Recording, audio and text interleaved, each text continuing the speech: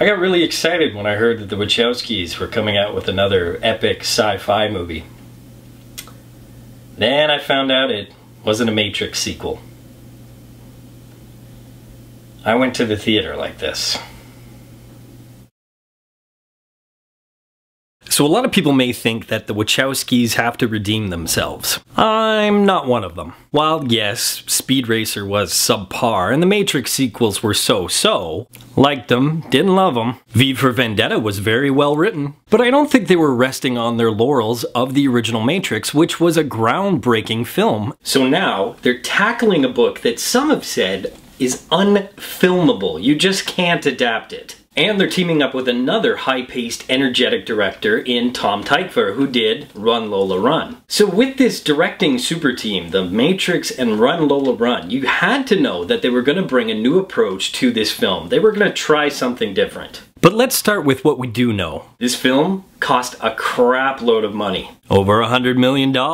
It has an amazing cast. 4 Oscar winners in this thing. And something tells me that more of the cast of Cloud Atlas is probably going to win an Oscar before all is said and done. Included in that group are 2, well, you could call them up-and-comers, young actors anyways, who really need to make more films. Jim Sturgis, who in my opinion has only made 1 good movie, well, he was pretty solid and it was great to see him on screen again. And Ben Whishaw, who is a very talented young actor and is going to have a pretty good year considering he's the new Q and you'll see him in the new Bond installment, Skyfall. There's a connection with these two, of course, that they both starred in Julie Taymor films. Ben Whishaw as Ariel in The Tempest, and of course Jim Sturgis was in Across the Universe. That's the only good movie I think he's done. Apparently, they both love starring in imaginative and visual films that make your eyeballs bleed.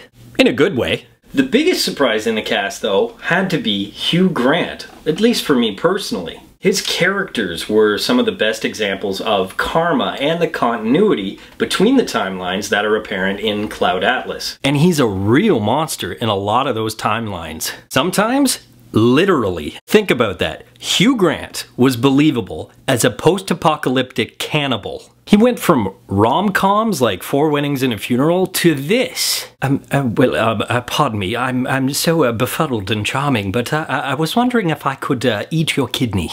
The entire cast, however, is great all across the board. That's hard to do because you have to consider the balance that's needed in order to work with such a great big cast, and the fact that there are both supporting and main roles, and all the actors play both of them. I've never seen a film try that before. But the one actor that stands out, as he usually does, a man who has stolen the show in films like The Matrix, V for Vendetta, and, well, anything he's in, really, Hugo Weaving. Kinda like Hugh Grant, Hugo Weaving was pure evil in every single incarnation he had. And every one of his characters were awesome. 70s assassin Hugo, mutton chops Hugo, Asian Hugo, giant female nurse Hugo. That one especially gave me nightmares.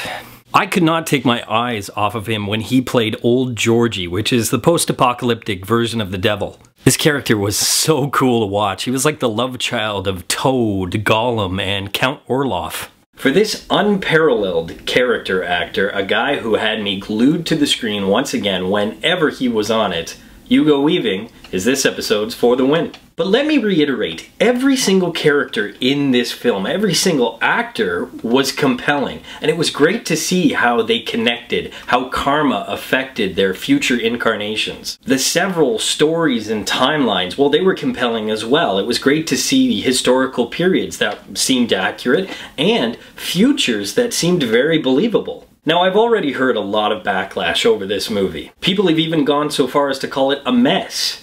Personally, I never saw that. Yeah, you do have to pay attention. But shouldn't you always be paying attention in a movie? I think the same people who said Cloud Atlas is a mess are the same people who thought Inception was dumb. The point of Cloud Atlas is not that you need to know every single little detail. It's not the minutia that matters. It's the bigger picture, and it's the message that they really get across. It took 3 of the most talented and imaginative directors out there to bring this story together, and I think they pulled it off beautifully. It is a moving epic full of spiritual connection and love, and on top of that, you have the amazing visuals that you would expect from the Wachowskis and Tykwer.